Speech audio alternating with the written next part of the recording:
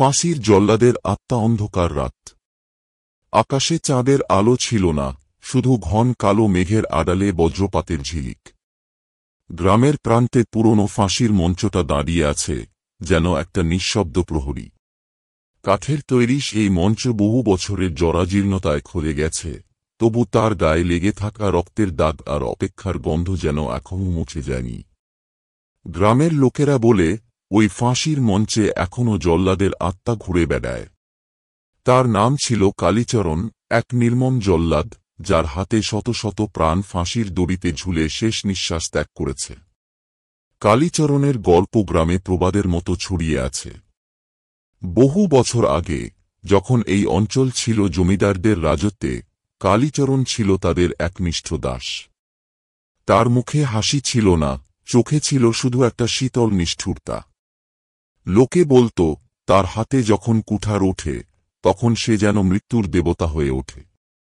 কিন্তু একদিন এক অদ্ভুত ঘটনায় তার জীবন শেষ হয়। জমিদারের আদেশে এক নিরপরাধ যুবককে ফাঁসি দেওয়ার পর কালীচরণের মনে অস্থিরতা জন্মায়। সেই রাতে সে ফাঁসির মঞ্চে একা দাঁড়িয়েছিল। গ্রামের লোকেরা বলে, অন্ধকার থেকে একটা ছায়া এসে তার গলায় দড়ি পরিয়ে দিয়েছিল।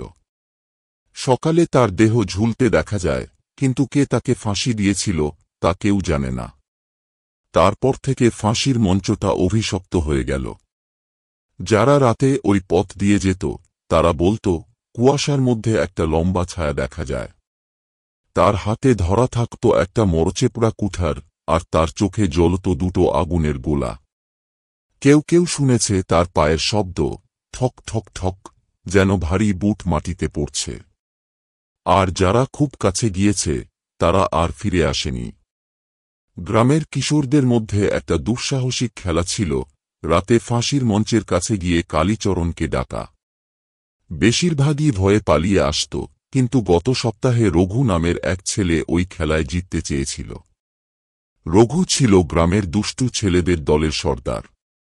তার বন্ধুরা তাকে উৎসাহ দিয়েছিল, যা রঘু, দেখি তোর সাহস কত। রঘু হেসে বলেছিল, আমি কালীচরণের ভয় করি না। ওই জল্লাদের আত্মা আমার কাছে এলে আমি ওর কুঠার ছিনিয়ে নেব। রাত 12টায় রঘু একা ফাঁসির মঞ্চের দিকে রওনা দিল। তার হাতে ছিল একটা লণ্ঠন আর পকেটে একটা ছুরি। গ্রামের প্রান্তে পৌঁছতেই বাতাস বন্ধ হয়ে গেল। চারপাশে একটা অস্বাভাবিক নীরবতা নেমে এল। রঘু লণ্ঠনটা তুলে ধরে দেখল, ফাঁসির মঞ্চটা কুয়াশায় ঢাকা। কাঠের সিঁড়িগুলো ভাঙা, তবু সে সাহস করে উঠতে শুরু করল। প্রথমে সব ঠিকঠাক ছিল। রঘু মঞ্চের মাঝখানে দাঁড়িয়ে চিৎকার করে বলল, কালীচরণ, যদি তুই থাকিস, তাহলে বেরিয়ে আয়। আমি তোকে ভয় করি না। তার কথা শেষ হতেই বাতাসে একটা ঠান্ডা ঝাপটা এল। লণ্ঠনের আলো কেঁপে উঠল। রঘু পিছনে তাকাতেই দেখল, কুয়াশার মধ্যে একটা লম্বা ছায়া দাঁড়িয়ে আছে। তার হাতে ধরা একটা কুঠার, আর মুখটা অন্ধকারে ঢাকা। রঘুর গলা শুকিয়ে গেল। সে পিছিয়ে যেতে গেল, কিন্তু তার পা যেন মাটিতে আটকে গেছে। ছায়াটা ধীরে ধীরে এগিয়ে এল। তার পায়ের শব্দ, ঠক ঠক ঠক, রঘুর কানে বাজতে লাগল। কাছে এসে ছায়াটা থামল।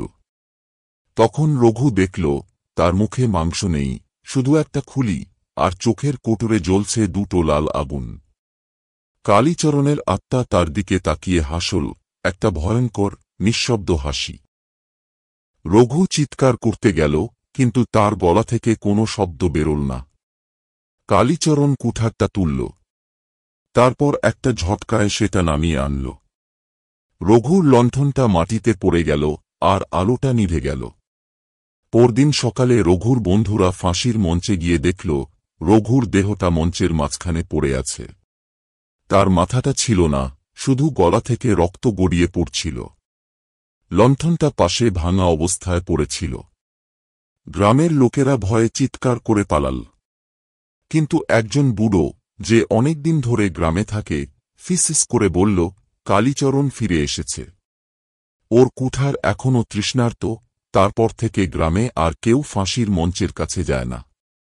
কিন্তু রাতের অন্ধকারে, যখন বাতাস থেমে যায় তখনও কেউ কেউ শুনতে পায় ঠক ঠক ঠক কালীচরণের পায়ের শব্দ। আর কুয়াশার মধ্যে দেখা যায় তার ছায়া হাতে কুঠার নিয়ে ঘুরে বেড়াচ্ছে, যেন নতুন শিকারের অপেক্ষা। গ্রামের লোকেরা এখন দরজা জানালা বন্ধ করে রাখে, কিন্তু তারা জানে কালীচরণের আত্মা কখনো শান্তি পাবে না। যতদিন ফাঁসির মঞ্চটা দাঁড়িয়ে থাকবে ততদিন সে ঘুরে বেড়াবে, এক নির্মম জল্লাদ যার হাতে মৃত্যু ছাড়া আর কিছুই নেই।